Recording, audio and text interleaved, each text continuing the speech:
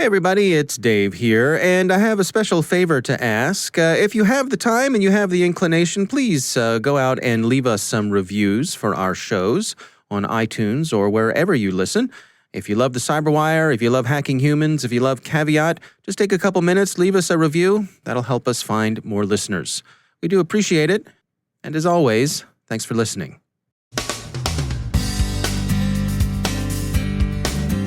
Vandals prank victims with security researchers' names. San Francisco International discloses compromised networks. Google and Apple cooperate on contact tracking tech. Chinese disinformation campaigns rely on ad purchases and social media amplification. Phishing attempts and other scams, notes on ransomware. And police in the Netherlands take down some DDoS for hire services.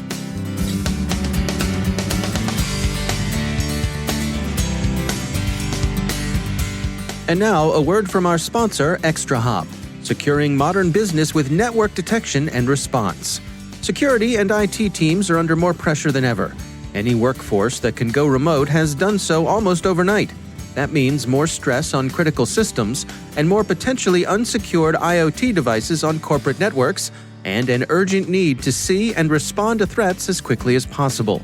ExtraHop helps organizations like Wizards of the Coast detect threats up to 95% faster and respond 60% more efficiently. As Chief Architect and Information Security Officer Dan McDaniel put it, there's no other company that aligns to supporting the DevOps model, the speed, and the lack of friction than ExtraHop. See how it works in the full product demo, free online at extrahop.com/cyber. That's extrahop.com/cyber. And we thank ExtraHop for sponsoring our show.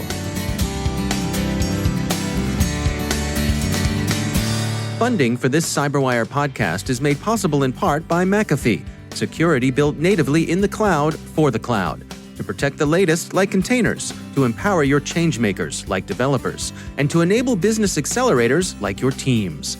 Cloud security that accelerates business. It's about time.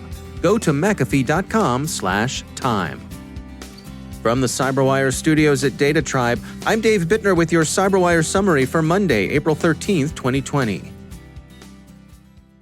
Scammers with an evident vendetta against SentinelOne's Vitaly Kremez and Malware Hunter team are distributing a wiper effective against Windows systems. Bleeping Computer calls it a nasty prank, but prank seems too weak here. There's nothing in the report to suggest fun or whimsy or even forgivable bad judgment or poor taste.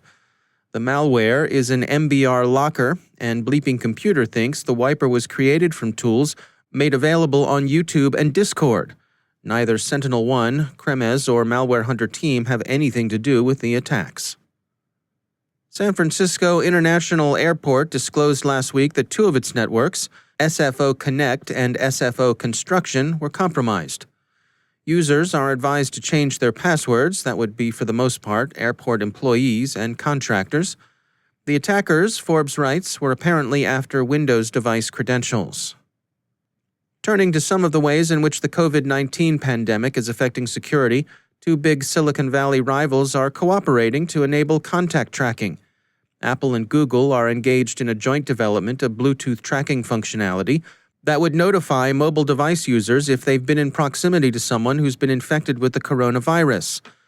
As the Wall Street Journal describes it, the contact tracking system would be enabled by opt-in, and both parties would have to opt in.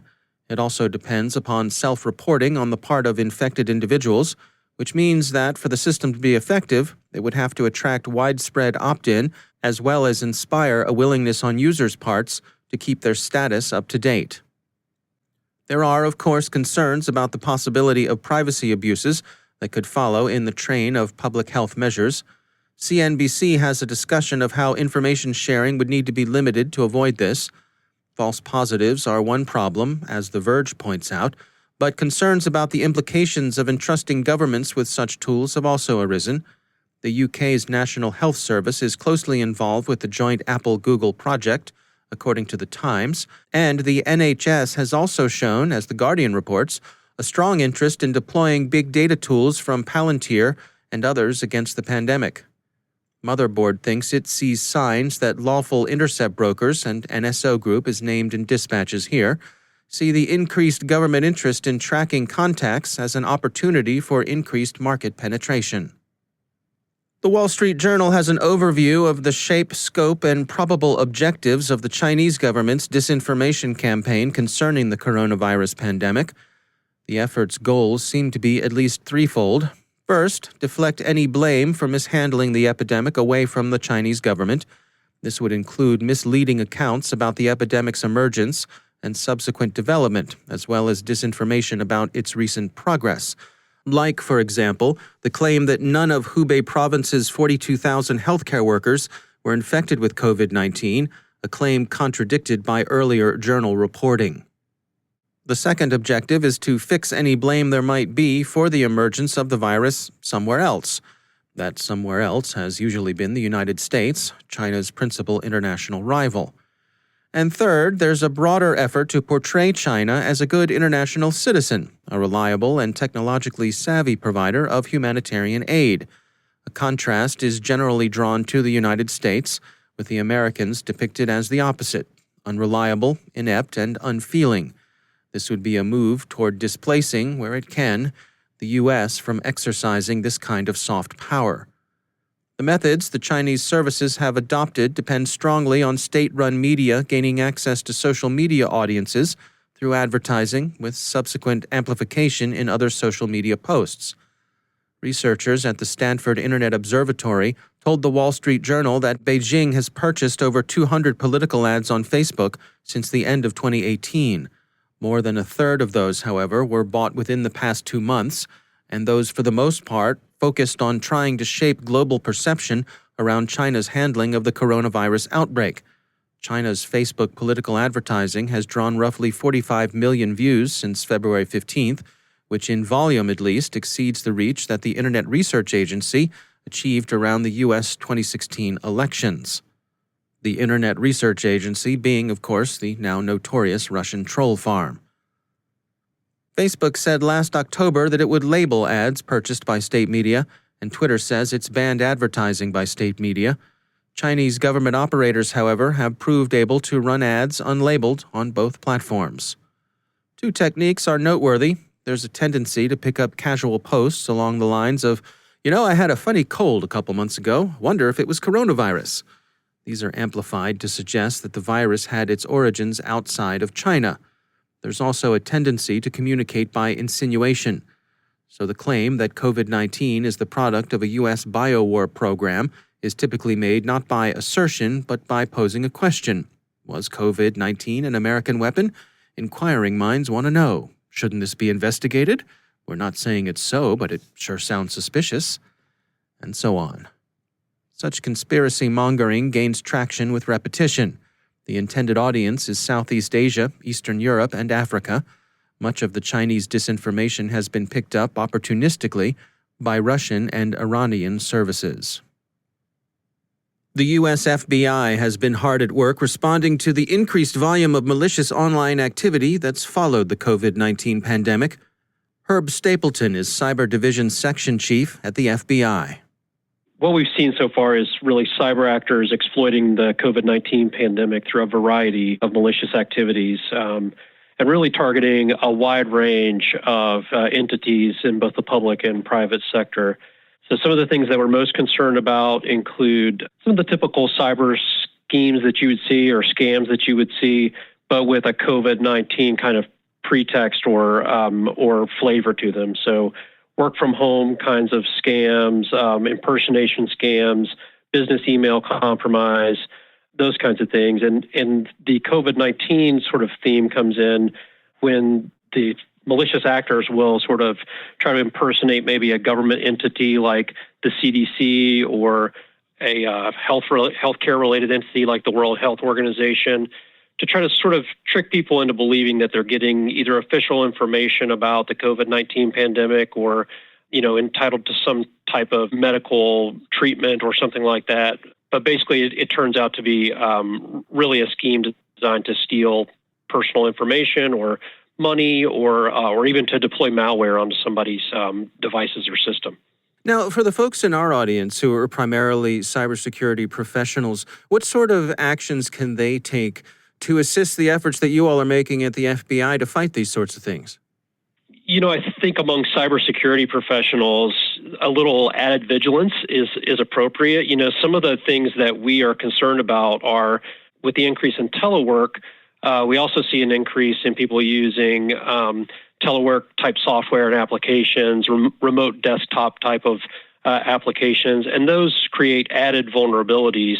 So really being extra vigilant for potential exploitation of those types of legitimate software tools, and also just making sure that the employees have an awareness of what could be waiting out there. So, software from untrusted sources. We worry about malicious actors potentially using legitimate looking telework software that they might offer at a free or reduced price that ultimately they would use to gain access to sensitive information or to send phishing links that are predicated to look like some type of legitimate telework software tool. Now, in terms of reporting to you all there at your agency, is it the FBI's Internet Crime Complaint Center? Is that the best avenue to send reports?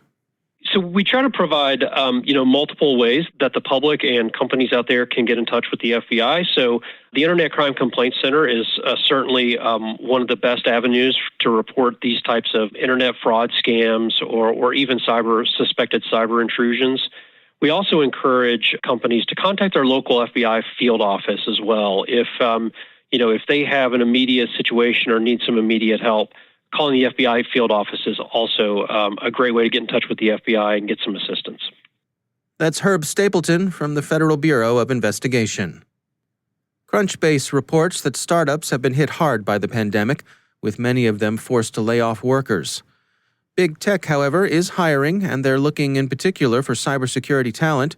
Facebook alone, the Wall Street Journal reports, plans to hire 10,000 people during 2020. And the Silicon Valley Business Journal reports that big tech is also taking some measures to sustain their small business supply chain. Phishing attacks and phone scams continue to use COVID-19 fears as bait, the South Florida Times reports, and that's no surprise. Other criminal activity concentrates on the newly expanded remote work attack surface, with Zoom representing a favorite avenue of approach. Forbes says that Zoom-related threats have increased 2,000% since the pandemic began to force social distancing and telework. There's a thriving black market in Zoom vulnerabilities as criminals race against the teleconferencing provider's efforts to upgrade its security. Doppelpaymer ransomware operators have released documents belonging to Boeing, Lockheed Martin, and SpaceX. Those three companies were not themselves directly infected with ransomware. Rather, it was a subcontractor, Visser Precision, who suffered infection. When Visser declined to pay the ransom, the register writes, the gang began releasing stolen files. The incident illustrates two noteworthy trends: the convergence of ransomware with data theft and the extent to which organizations are exposed to significant third-party risk. Another ransomware operator, the gang behind Sodinokibi, says, according to Bleeping Computer, that they'll abandon Bitcoin and adopt Monero as their currency of choice. A Europol statement that Monero is impossible to track seems to have prompted the decision. Finally, HackRead reports that Dutch police have taken down 15 DDoS for hire services, and in addition to knocking the booters offline, police in the Netherlands have made at least one arrest. A 19-year-old man was arrested on charges related to a distributed denial-of-service attack, knocking out two Dutch government websites for several hours on March 19th.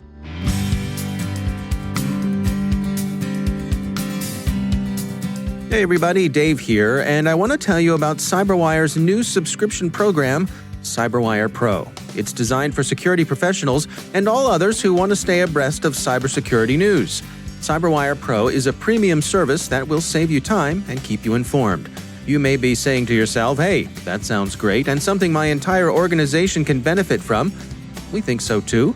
With a CyberWire Pro Enterprise subscription, you can make that happen. You can help to keep your organization up to date with the latest news, analysis, and trends across the evolving cybersecurity landscape, save some money, and look like a hero at the same time. We've got great discounts for government, commercial teams, and academia too. To learn more, visit thecyberwire.com/pro and click on the Contact Us link in the Enterprise box. That's thecyberwire.com/pro and then click Contact Us in the Enterprise box, and we will help you become that office hero.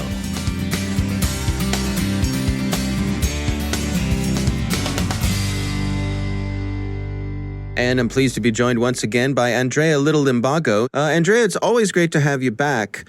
I wanted to explore this notion that we're seeing more and more blackouts on the internet, why that's happening and what the implications of that are. Can you give us some insights? Sure. What is happening, and it's really becoming a global phenomenon, is the use of governments of basically controlling either sections of the internet within their country or countrywide blackouts. And it's in response to a variety of both domestic and international issues. And so a good example is Iran using internet blackouts during protests to help try and prevent greater congregation and communication from the protesters. And so you see that going on there, and that you see that the attempts for various kinds of internet blackouts across the globe for other kinds of protests. But then you see in India, which is actually just ended one of the longest blackouts of a democracy. I think it probably was the longest internet blackout of a democracy in the Kashmir region. And again, it's an area under historic instability. Historically, remains a source of tension between Pakistan and India. And so India leveraging what they could for control to again suppress any kind of communication, access to information, and just greater control over what's going on the ground amongst the population. And I think that in the case of India, I think should be one that is particularly troubling because it is within a democracy and because it went on for so long. Because you can imagine how much of the economics depends on it, how much of our lives depend on the internet for banking, for shopping, for ordering a taxi. It's so many different components, and even in areas that aren't as deeply penetrated with the internet, there still is a huge reliance on it, and so it has an economic impact, has a social impact. And really, at the end of the day, it's what the governments are using as one of their many tools to try and control what may be going on the ground. Well, what sorts of workarounds are available to people? I think of in days past when there would be news blackouts. You could put up a satellite dish and get the BBC or something like that. So that was something that crossed borders. Are there similar types of ways that folks can work around these blackouts? Yeah, and this is where we're seeing some interesting innovation, I guess, from the people on the ground. And it could be anything from leveraging more so Bluetooth. And there actually is an interesting case in Hong Kong of a Bluetooth app that allowed communications to occur. And so you can see something along those lines. In certain cases, they might be able to work around and move to different areas of the country than to get VPN access. And so there's sort of the combination of a technical and a physical, real-world combination of innovations that they're trying to do. And there are different cases of where people did go to as far as close to a border of another country to get access to their internet to then be able to try and communicate. And so it just it's interesting to see. But in many cases, a lot of the folks don't have a solution, and they are in the dark, legitimately in the dark. And so we will see what happens with it. So in many cases, they're fairly short-lived, and so the incentive to try and figure out a workaround for that isn't quite there yet. But in other cases, like the Indian case, where it is so far-reaching and so impactful across the society, I think in Hong Kong is another case with some of the protests where it really does spark innovation on the ground to try and find a workaround. But it's one of those things that it's really, really hard, and you don't really truly realize how dependent you are on the internet until it's a complete blackout. Yeah, it strikes me that there must be some sort of balance there because you don't want to necessarily, tank the economy because banking cannot be done, because commerce cannot be done. I would imagine there's a lot of pushback there from your regular citizens who are just trying to get their business done day to day. Yeah, no, exactly. And, an interesting case that's wasn't necessarily a internet shutdown, but when Russia tried to block Telegram, they accidentally blocked, and I can't remember, several dozen IP addresses that then ended up basically shutting down a range of grocery shopping, taxi services, research portals from the universities. It basically had a huge economic impact across the country, and that was just trying to stop one app. And so you can imagine what would happen in trying the entire internet blackout. It does have an economic effect. And so again, I think as for governments, they are weighing the cost benefit of what may happen through it. And I think For the last few years, there have been at least a dozen different internet blackouts just on the African continent alone, and those numbers keep increasing. And so, to date, it seems that the sort of the cost-benefit analysis of it is very much so in favor of doing the blackout for a short period of time, despite what some of the economic ramifications might be. All right. Well, Andrea Little Limbago, thanks for joining us. All right, thank you.